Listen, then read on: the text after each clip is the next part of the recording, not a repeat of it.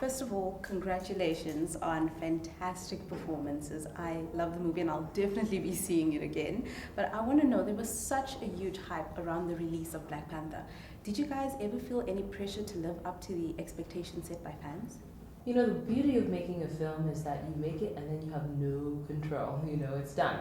It's not like theater where you're there when the fans, when the audience is experiencing it. So really, we put everything into making this film. We made it with a lot of passion, a lot of love. We made it very aware of its great potential. You know, the story that Ryan wanted to tell was a poignant story. It was a potent story.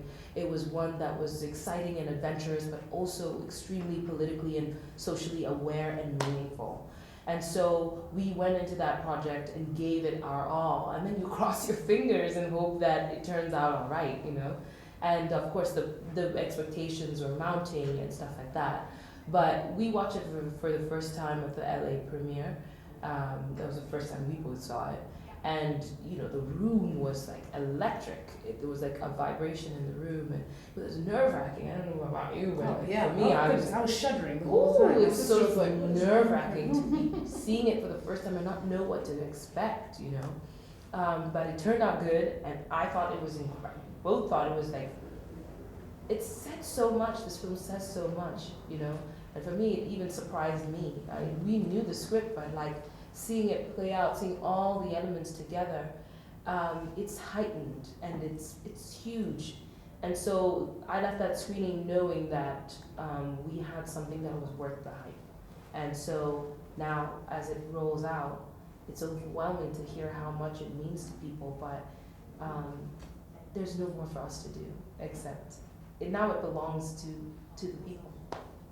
Now, when you were developing your characters, what influences did you draw from with relation to African cultures? So many. I think, you know, there's a lot of, there are various things. I mean, for me, it has to be things that resonate. The women who I think were uncontainable, who don't, you know, who are African and express themselves very specifically as African, but aren't contained or constrained. And that's really what I think is great about the Wakandan women, is that they're like that. So, I mean, I take a lot from women like Wangari Maathai, who I really see that way and who I consider one of my sheroes. I take a lot of that from the women of Liberia and how they fought against peace. They fought against war with peace. They used very ferocious peace to and fierce, you know, peace to find a way to break through war and to bring their country and to preserve their country, and that type of love for your country. You know, I remember this shot of Wangari Maathai. You know, she'd been hit, she had blood coming down the back of her head, and she was talking about how the need for democracy in her nation, regardless. You know, and that sort of love for your people and for your nationhood, that's at the core of these women. You know, that even when they disagree, at the core of them is that love of everything they do is from that love.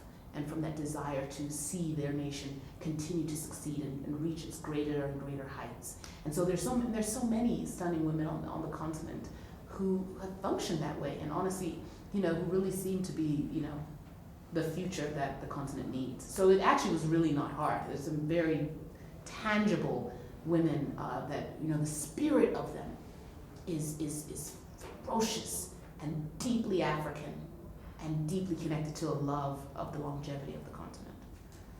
Okay, so you get to open the next Wakanda International Outreach Center. Where would it be, and what would it offer that community?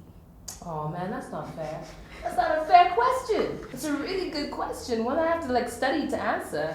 Where would I open the Wakanda Outreach Center, and what would it offer the community? It's good. It's good. It's a good one. It's a good one. Okay. All right. Right. Well, charity starts at home, so I would open it in Kenya. And This is tribalism now. No, it starts at home, right? And what would it offer? Danai, help me out. You know, I think well, you know, it could start. Would you say Kenya or would you say northern Nigeria? where we find Nakia. That's true. That's really good. So you're answering like Nakia. Yeah, she's answering like Nakia. I'm answering like Lupita. Oh, I see. See what I mean? Yeah, like, yeah, who yeah. are we talking about? We talk about Nakia. We talk about Lupita. I Well- talk with girls or the. Well, yeah. Children. Maybe. I mean, I feel like Nakia would definitely go to northern Nigeria, where she's found in the film in Sambisa Forest, with the women who have been captured by the Boko Haram, and it would definitely seek. The center would seek refuge for those women and rehabilitation.